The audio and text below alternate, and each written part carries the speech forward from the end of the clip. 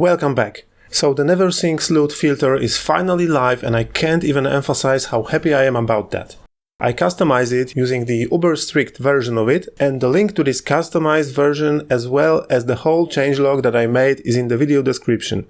In a nutshell, I removed even more cheap resources and currency and enabled cheapest uniques as they are worth disenchanting for chance shards, as one chance orb is currently 7 exalted orbs. The rule of thumb was to remove all the stuff that is worth less than half of an exalted orb, as I assume that it's not worth clicking over 200 times for a single divine. This of course depends on your current progress in the game, but in the endgame and just maps, which this filter is designed for, I think that's the right thing to do.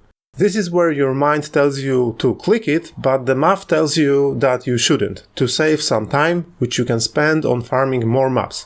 This is my 1.0 version and I will be adjusting it in the future according to the changes in the economy. Let's get through all of the changes real quick.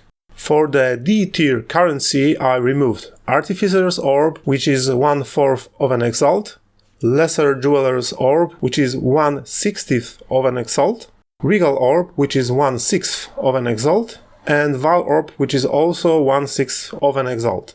Now, I know removing Regals and Vaal Orbs may look controversial, but at the current price of a divine, which is 115x, this is around 690 clicks for one div. Not worth it in my opinion, and if you're not sure, just click the mouse for 690 times and measure how much time did it take. Time is money.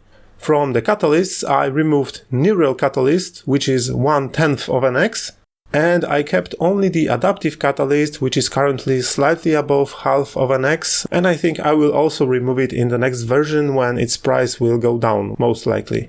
And now something that was hidden in the uber strict Neversink's version, and I actually enabled it. I enabled the HIDEABLE uniques section, the cheapest uniques, as at the current state of the game chance orb is 7x each, so disenchanting these uniques is profitable so far. This will probably change in the future if the chance orb price will go down, but for now, totally worth it. And one more thing regarding Gene Barriers and Inscribed Ultimatums. They only sell at item level 75 and 76 for 2x, so if you're running maps that are higher than tier 11 or tier 12, you should also disable them because at the higher levels they are totally worthless.